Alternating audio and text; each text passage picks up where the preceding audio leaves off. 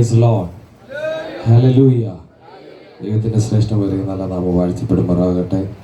Sunday സർവീസായി കടന്നു വരുവാൻ സ്വർഗത്തിലെ ദൈവം നമുക്ക് അവസരങ്ങളെ ഒരുക്കി.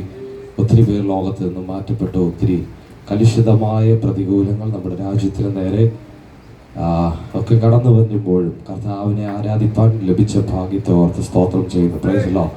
ഹല്ലേലൂയ. എനിക്ക് അവസരങ്ങളെ ഒരുക്കി തന്ന പപ്പയോടും മറ്റ് ദേവദാസന്മാരോടുമുള്ള നന്ദി രേഖപ്പെടുത്തുന്നു. അല്പസമയം വചനത്തിൽ നിന്ന് ചിന്തിക്കുവാനായി നമ്മുടെ ചിന്താമണ്ഡലങ്ങളെ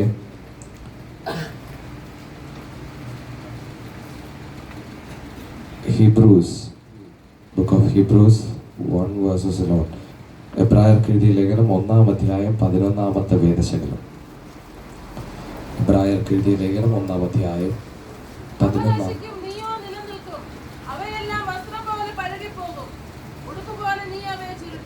എല്ലാ കണ്ണുകളും ഒരു നിമിഷം അടയട്ടെ. എല്ലാ കണ്ണുകളും അടച്ച്. Father in heaven, we thank you and praise you, Lord. We come in here with you and asking that your grace is needed in our life. Bless each and every one who are gathered here. Also, we submit all the entire congregations in your mighty hand. Lord, we submit all the pastors and the believers in your mighty hand, Lord. Also, we are standing with the word of God. Speak with us in the name of Jesus Christ, we pray. Amen, amen, amen. കരങ്ങൾ ഉയർത്തി കർത്താവിനെ മഹത്വപ്പെടുത്തുകയാണ്. ഞാൻ വിശ്വസിക്കുന്നു നമ്മുടെ വാഗ്ദത്തത്തിന്റെ സമയം അടുത്തു. എത്ര പേർക്ക് ആമേൻ പറയുവാൻ കഴിയും? നമ്മുടെ വാഗ്ദത്തത്തിന്റെ സമയം അടുത്തു. പ്രൈസ് അല്ലാ. നമുക്ക് ദൈവിക രാജ്യത്തിന് വേണ്ടി ഓടുന്ന ദൈവമക്കൾ അല്ലെങ്കിൽ ക്രിസ്ത്യാനിറ്റിക്ക് ദൈവത്തെ ആരാധിക്കുന്നവർക്ക് ഒറ്റ പ്രത്യാശയുള്ളൂ: കർത്താവിന്റെ ഭവനത്തിൽ എത്തിച്ചേരുക. പ്രൈസ് അല്ലാ. ആ പ്രത്യാശ ലക്ഷ്യമാക്കിക്കൊണ്ടാണ് എല്ലാ ദൈവമക്കളും ഓടുന്നത്. കാഹളത്തിന്റെ ധ്വനി കേൾക്കുന്നതിനായി, അല്ലെങ്കിൽ യുദ്ധങ്ങളും ക്ഷാമങ്ങളും ഉണ്ടാകുമ്പോഴൊക്കെ നമുക്ക് പറയുവാൻ കഴിയും, കർത്താവിന്റെ വരവ് ഏറ്റവും അടുത്തു. പ്രൈസ് അല്ലാ. ഈ ജനറേഷനിൽ തന്നെ നമ്മളത് കാണുവാനിടയായി തീരും. പ്രൈസ് അല്ലാ. വായിച്ച വാക്യം ഇങ്ങനെയാണ്. Book of Hebrews chapter 1:11. എബ്രായർക്ക് എഴുതിയ ലേഖനം 1-ാം അധ്യായം 11-ാമത്തെ വാക്യം. അവ നശിക്കും, നീയോ നിലനിൽക്കും. എല്ലാവരും ഇങ്ങോട്ട് ശ്രദ്ധിച്ചാട്ടെ. പ്രൈസ് അല്ലാ. അവ നശിക്കും, നീയോ നിലനിൽക്കും. ഇന്ന് നമ്മളോടുള്ള ഒരു ദൂതായിട്ട് ആത്മാവ് കൈമാറ്റം ചെയ്യുന്ന ഒരു വാക്യമാണിത്.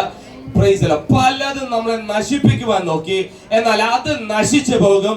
പ്രാർത്ഥിക്കുന്നവരുണ്ടെങ്കിൽ അവർ നിലനിൽക്കും. ആമേൻ പറയുവാൻ കഴിയുന്നവർ. പ്രൈസ് അല്ലാ. ഹല്ലേലൂയ. മനുഷ്യന്റെ ജീവിതത്തെ നശിപ്പിക്കുവാൻ ഒത്തിരി പ്രതികൂലങ്ങൾ വരാറുണ്ട്. ഇന്നത്തെ സങ്കീർത്തന പ്രബോധനം നിങ്ങൾ ശ്രദ്ധിച്ചിട്ടുണ്ടെങ്കിൽ, അത് ഹൃദയത്തിൽ പതിച്ചിട്ടുണ്ടെങ്കിൽ, ദൈവത്തിന്റെ ആത്മാവ് വ്യക്തമായിട്ട് സംസാരിച്ചത് ഇങ്ങനെയാണ്: കണ്ണുനീരോട് ആരൊക്കെയാണോ വിതയ്ക്കുന്നത്, എന്നാൽ ആർപ്പോടെ കൊയ്യുന്ന ഒരു ദിവസം വരാം. അത് വിദൂരമല്ലെന്നാണ് വചനം പറയുന്നത്. ഇന്ന് പകലിൽ ഞാൻ ഒരു ദൂത് കൈമാറ്റം ചെയ്യാം. ഒത്തിരി പേർ കണ്ണുനീരോടെ വിതച്ചിട്ടുണ്ട്. കഴിഞ്ഞ നാളുകളിൽ വിതച്ച് നടക്കുകയാ. എന്നാൽ ആ വാക്യത്തിൽ തന്നെ ആത്മാവ് കൈമാറ്റം ചെയ്യുന്നത് ഇങ്ങനെയാ: ആർപ്പോടെ കൊയ്യുന്ന ഒരു ദിവസമുണ്ട്.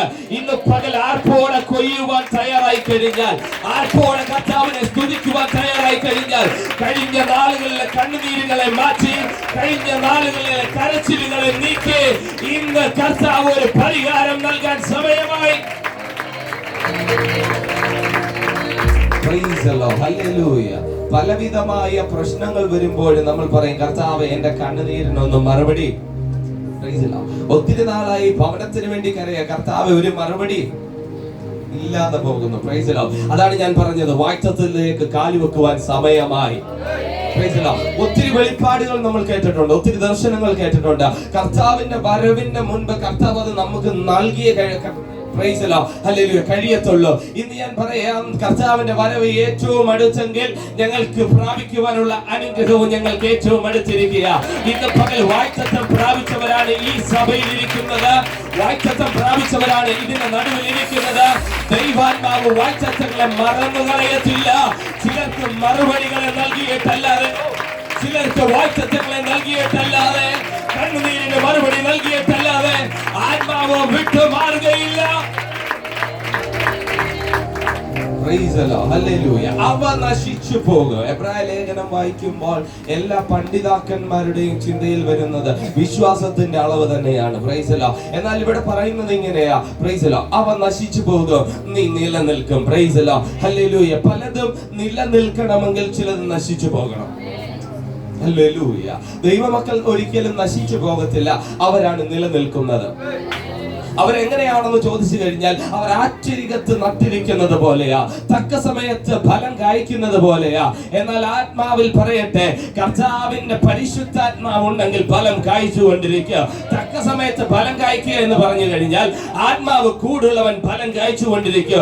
ഇന്ന് പകൽ ആത്മാവ് ഉള്ളിലുണ്ടെങ്കിൽ അവർ ഏത് പ്രതികൂലമാണെങ്കിലും ഫലം കായ്ച്ചുകൊണ്ടിരിക്കുക. ഏത് പ്രതിസന്ധികളായിരുന്നാലും ഫലം കായ്ച്ചുകൊണ്ടിരിക്കുക. കരയുന്ന മാതാവേ, കരയുന്ന പിതാവേ, എന്റെ മക്കൾ ദൈവസന്നിധി വിട്ട് അകന്നു പോകുന്നതാണോ കരയുന്നത്? ഇന്ന് പകൽ പറയാ, ആത്മാവ് കൂടെ ഉണ്ടെങ്കിൽ നീ ഫലം കായ്ക്കുന്നവരായി തീരും.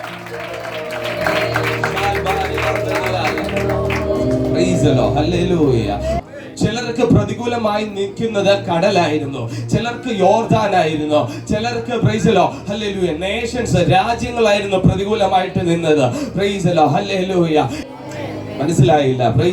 നമ്മൾ ക്രിസ്തീയ ഗോളത്തിൽ ജീവിക്കുമ്പോൾ നമുക്കും ചില പ്രതികൂലങ്ങളുണ്ട്, വ്യത്യസ്തമായ പ്രതികൂലങ്ങൾ. ചിലർ പറയും എനിക്ക് കടഭാരമാണ്, എനിക്ക് ഭവനമില്ലാത്തതാണ്. നമ്മുടെ ഇങ്ങനെയൊക്കെയുള്ള പ്രതികൂലങ്ങളാ. ഒരു വലിയ മതിൽ എനിക്ക് പ്രതികൂലമായിട്ട് നിൽക്കുകയാണ്. എനിക്ക് അപ്പുറം കടക്കണം, പക്ഷെ മതിൽ നിൽക്കുന്നത് കൊണ്ട് എനിക്ക് കടക്കുവാൻ കഴിയത്തില്ല. Price the Lord, hallelujah.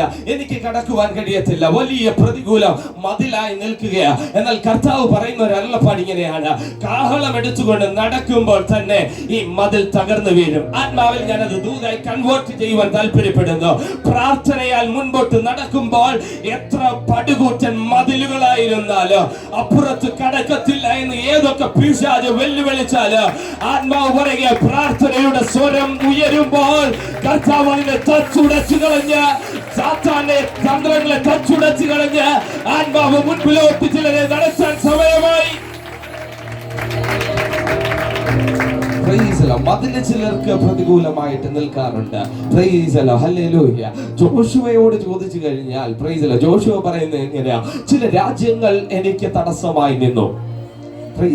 വാഗ്ദത്ത ദേശത്തിലേക്ക് കയറുവാൻ കഴിയാതെ മോശയോടും ചോദിച്ചാൽ മോശ ഇങ്ങനെ പറയുന്നത്, ചില രാജ്യങ്ങൾ ഞങ്ങൾക്ക് തടസ്സമായി നിന്നു. പ്രാർത്ഥിക്കുന്ന വ്യക്തിക്ക് ചിലപ്പോൾ രാജ്യം തടസ്സമായെന്ന് വന്നേക്കാം. മനസ്സിലായില്ല? ഒന്നും കൂടെ പറയാം. Price the Lord. ഇവിടെ നിന്ന് കരയുമ്പോൾ രാജ്യം ചിന്തിക്കുകയാ, ഇവൻ ഇനി വേണ്ട. Price the Lord. പ്രാർത്ഥിക്കുന്നവൻ പലപ്പോഴും രാജ്യത്തിന് ആവശ്യമില്ല എന്ന് പിശാച് ബന്ധിച്ചു വെച്ചിരുന്നാലോ, പിശാച് ചിന്തിച്ചാലോ, കർത്താവ് പറയുകയാ, എനിക്ക് ഇവനെ കൊണ്ട് ആവശ്യമുണ്ട്. നീ നിലനിൽക്കും, പിശാച് തകർന്നു മാറോ. അതൊരു രാജ്യം തന്നെയാണെങ്കിലോ അതിനെ തച്ചുടച്ചു കളയുന്ന ഒരു അഭിഷേകമുണ്ട്. പ്രാർത്ഥിക്കുന്നവന് നേരെ ഒരു രാജ്യത്തിന് നിൽക്കുവാൻ കഴിയത്തില്ല. പ്രാർത്ഥിക്കുന്നതിന് നേരെ ഒരു വ്യക്തികൾക്കും നിൽക്കുവാൻ കഴിയത്തില്ല. പ്രാർത്ഥിക്കുന്നതിന് നേരെ ഒരു മതിലിനും നിൽക്കുവാൻ കഴിയത്തില്ല. പ്രാർത്ഥിക്കുന്നവന് നേരെ ഒരു കടലിനും നിൽക്കുവാൻ കഴിയത്തില്ല. പ്രാർത്ഥിക്കുന്നവന് നേരെ ഒരു യെരിഹോവിനും നിൽക്കുവാൻ കഴിയത്തില്ല. പ്രാർത്ഥിക്കുന്നവന് നേരെ ഒരു അന്യായ ബന്ധനങ്ങൾക്കും നിൽക്കുവാൻ കഴിയത്തില്ല. കാരണം അവനെ നിർമ്മിച്ചത് കർത്താവായ യേശുവാണ്. കർത്താവ് വെളിപ്പാട് പ്രാപിച്ചു വരുമ്പോൾ ഒരു ബന്ധനമോടെ കാണുന്നുണ്ട്. കർത്താവ് അഭിഷേകമൊക്കെ പ്രാപിച്ച് ജെറിക്കോയിൽ നിന്ന് ജെറുസലേമിലേക്ക് യാത്ര ചെയ്തു വരുമ്പോൾ ഒരു കഴുതയും അതിന്റെ കുഞ്ഞിനെ കെട്ടിയിട്ടിരിക്കുന്നത് വചനം പറയുന്നു. ഹല്ലേലൂയ. 3 തരത്തിലുള്ള ബന്ധനങ്ങളുണ്ട്. ഒന്ന് കയറുകൊണ്ട് കെട്ടുന്ന ബന്ധനം. ഹല്ലേലൂയ. പലപ്പോഴും കയർ വെച്ച് നമ്മുടെ കൈകളെ മുറുക്കി കഴിഞ്ഞാൽ നമുക്ക് പലപ്പോഴും അഴിക്കാൻ പ്രയാസമായിട്ട് വരും. Praise God. എന്നാൽ അടുത്ത ബന്ധനം എന്ന് പറയുന്നത് കാരാഗ്രഹമാണ്. അത് ഗവൺമെന്റിന്റെ ആണ്. ഒന്നും കൂടെ പറഞ്ഞു കഴിഞ്ഞാൽ, പ്രാർത്ഥിക്കുന്നവനെ പിടിച്ച് കാരാഗ്രഹത്തിൽ അടച്ചു കളയുക. നിന്റെ വായി ഇനി കർത്താവിന് വേണ്ടി ഉയരണ്ട, നീ ഇനി കർത്താവിന് വേണ്ടി നടക്കണ്ട, നീ ഇനി കർത്താവിന് വേണ്ടി ഓടണ്ട എന്ന് കരുതി കാരാഗ്രഹത്തിൽ പിടിച്ചിടുക. അതാണ് രണ്ടാമത്തെ ബന്ധനം. മൂന്നാമത്തെ ബന്ധനം വളരെ സിമ്പിൾ ആയിട്ടുള്ളതാണ്. ശീലകൾ വെച്ച് പൊതിയുക. Praise the Lord. Hallelujah. Linen എന്ന് പറയുന്ന ക്ലോത്തിന്റെ അല്ലെങ്കിൽ ആ ഡ്രസ്സിന്റെ ആ ഡ്രസ്സിന്റെ ക്ലോത്ത് എടുത്ത് വെച്ച് സിമ്പിളായി ചുറ്റി വെക്കുക. Price the Lord. ഹല്ലേലൂയ. അതെവിടെയാണ് കാണുന്നതെന്ന് അറിയാമോ? ലാസറിന്റെ ജീവിതത്തോട് ചോദിച്ചു കഴിഞ്ഞാൽ ലാസർ പറയാം, എന്നെ ചുറ്റി വലിഞ്ഞു വെച്ചിരിക്കുക. ദൈവം പുറത്തു നിന്ന് വന്നാല്, ദൈവം പുറത്തു നിന്ന് എഴുന്നേറ്റ് വരിക എന്ന് പറഞ്ഞാല് ഒരിക്കലും കേൾക്കരുതെന്ന് കരുതി എന്റെ ശിരസ് മുതൽ ഉള്ളങ്കാല് വരെ ചുറ്റി വെച്ചിരിക്കുക. ഇനി മുൻപോട്ടുള്ള പ്രയാണം എങ്ങനെയാണ്? ഇനി മുൻപോട്ടുള്ള യാത്ര എങ്ങനെയാണ്? ഏതൊക്കെ വ്യക്തികൾ വന്ന് വിളിച്ചാലോ, കർത്താവ് തന്നെ വന്ന് വിളിച്ചാലോ ആരും കേൾക്കരുതെന്ന് കരുതി കല്ലറയ്ക്കൽ മാറ്റിവെച്ചിരുന്നാലോ ആത്മാവ് പറയുകയാ, എന്റെ ശബ്ദം കേട്ടിട്ട് ഞാൻ ചിലതിനെ പുറത്തു കൊണ്ടുവരുവാൻ സമയമായി. എന്റെ ശബ്ദം ചിലരിലേക്ക് വന്ന് ചിലരെ പുറത്തെടുക്കുവാൻ സമയമായി. ഈ ആലയത്തിലേക്ക് ദൂത് കൈമാറ്റം ചെയ്യുന്നു. ചിലരെ പുറത്തു കൊണ്ടുവരുവാൻ ആത്മാവിന്റെ പദ്ധതിയുണ്ട്.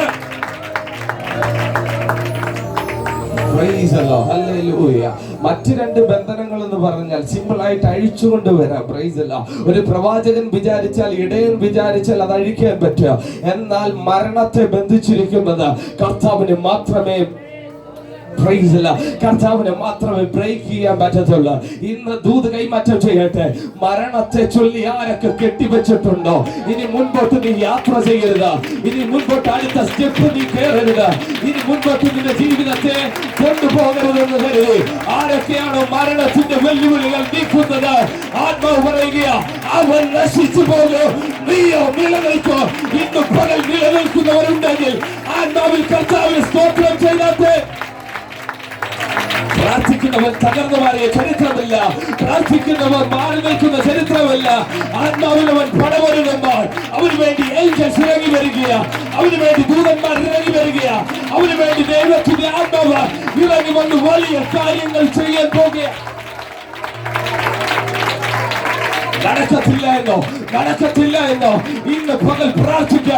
ഇന്ന് പകൽ വായ്കളെ തുറന്നു പറ, കർത്താവ് എനിക്ക് നൽകിയിട്ടല്ലാതെ, എനിക്ക് വാക്യത്വം നൽകിയിട്ടല്ലാതെ, എന്റെ കുഞ്ഞുങ്ങൾക്ക് വാക്യത്വം നൽകിയിട്ടല്ലാതെ ഇന്ന് പകലിന്റെ ദൈവസന്നിധി വിട്ട് മാറുകയില്ല.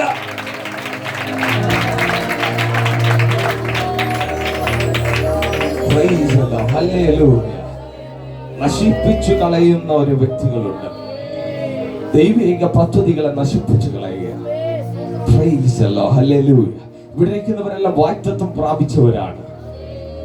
നിങ്ങളെ തകർത്ത് കളഞ്ഞാൽ നിങ്ങളുടെ വാഗ്ദത്തങ്ങൾ ഇല്ലാതാകുമെന്ന് പിശാച് ചിന്തിക്കുന്നുണ്ട്. എന്നാൽ ഇന്ന് പകൽ ഞാൻ പറയാം, പ്ലാൻ ചെയ്യുന്നവൻ നശിച്ചു പോകും.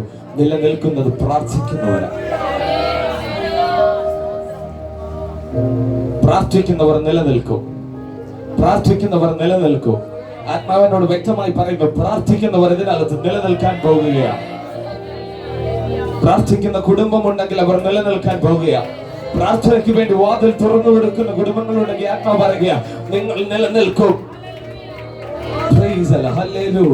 നശിച്ചു പോകുക. വചനം പഠിക്കുമ്പോൾ ഒത്തിരി കാര്യങ്ങൾ നശിച്ചു പോകുന്നതുണ്ട്. പെരിഷായി പോകുക, ഇല്ലെങ്കിൽ ഡിസ്ട്രോയ് ആയി പോകുക എന്നൊക്കെയാണ് അതിന്റെ ഇംഗ്ലീഷ് പദങ്ങൾ യൂസ് ചെയ്തിരിക്കുന്നത്.